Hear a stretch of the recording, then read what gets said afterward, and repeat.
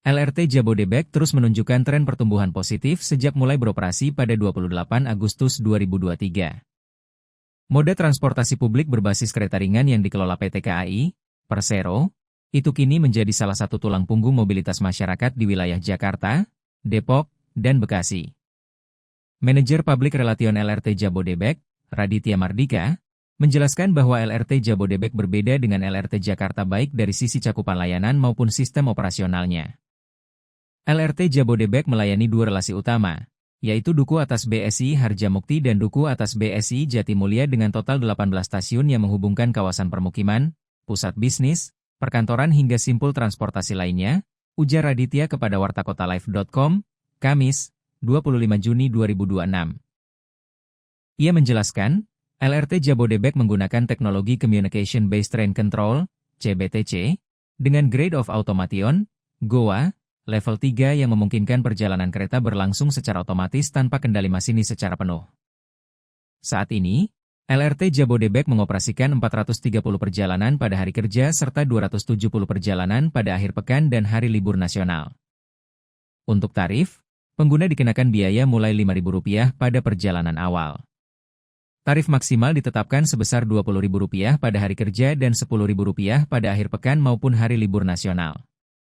Berdasarkan volume pengguna, sejumlah stasiun yang menjadi favorit masyarakat antara lain Duku Atas BSI, Harjamukti, Pancoran, Cikunir 1, dan Bekasi Barat. Tingginya aktivitas di stasiun tersebut menunjukkan peran penting LRT Jabodebek dalam menghubungkan kawasan hunian dengan pusat aktivitas masyarakat. Raditya mengatakan fokus utama LRT Jabodebek saat ini adalah menghadirkan layanan yang aman, nyaman, dan andal dengan tetap mengutamakan aspek keselamatan. Berbagai program yang dijalankan meliputi peningkatan frekuensi perjalanan pada jam sibuk, penguatan integrasi antar moda, peningkatan fasilitas stasiun, pengembangan ekosistem layanan, hingga berbagai program edukasi dan keterlibatan masyarakat. Selain layanan transportasi, LRT Jabodebek juga menghadirkan sejumlah kegiatan seperti Music on Track, program edukasi EduTrain, kegiatan komunitas, serta kolaborasi dengan berbagai pemangku kepentingan di bidang pariwisata dan ekonomi kreatif. Menurut Raditya, kehadiran LRT Jabodebek memberikan manfaat berupa waktu perjalanan yang lebih pasti karena terhindar dari kemacetan jalan raya. Selain itu, penggunaan LRT Jabodebek turut mendorong pengurangan penggunaan kendaraan pribadi. Dari sisi jumlah pengguna, tren pertumbuhan LRT Jabodebek terus meningkat setiap tahun. Sejak beroperasi pada Agustus hingga Desember 2023, LRT Jabodebek melayani 4.562.673 pengguna. Jumlah tersebut melonjak menjadi 21.055.870 pengguna sepanjang 2024. Pada 2025, angka pengguna kembali meningkat menjadi 28.816.787 orang atau tumbuh sekitar 37% dibandingkan tahun sebelumnya. Sementara itu, pada periode Januari hingga Mei 2026, LRT Jabodebek telah melayani 13.211.856 pengguna.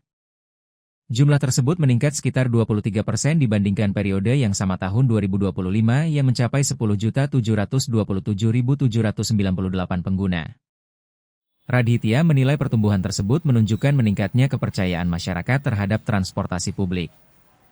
Untuk mempertahankan tren tersebut, LRT Jabodebek terus berfokus pada peningkatan keandalan operasional, ketepatan waktu perjalanan, penambahan frekuensi pada jam sibuk, peningkatan fasilitas pengguna, serta penguatan konektivitas dengan moda transportasi lainnya. Ia juga mengakui bahwa berbagai program promosi memiliki peran penting dalam memperkenalkan layanan kepada masyarakat dan mendorong mereka mencoba transportasi publik. Berbagai program yang pernah dijalankan antara lain promo tarif khusus, Monday Calling, Senja, Music on Track, serta berbagai kegiatan komunitas dan kolaborasi dengan pemangku kepentingan.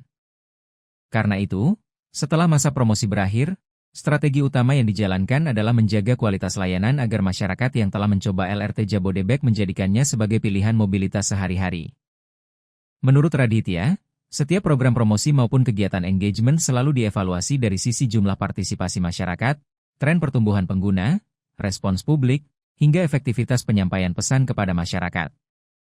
Karena itu, setelah masa promosi berakhir, strategi utama yang dijalankan adalah menjaga kualitas layanan agar masyarakat yang telah mencoba LRT Jabodebek menjadikannya sebagai pilihan mobilitas sehari-hari. Menurut Raditya, setiap program promosi maupun kegiatan engagement selalu dievaluasi dari sisi jumlah partisipasi masyarakat, tren pertumbuhan pengguna, respons publik, hingga efektivitas penyampaian pesan kepada masyarakat. Jangan lupa subscribe ya!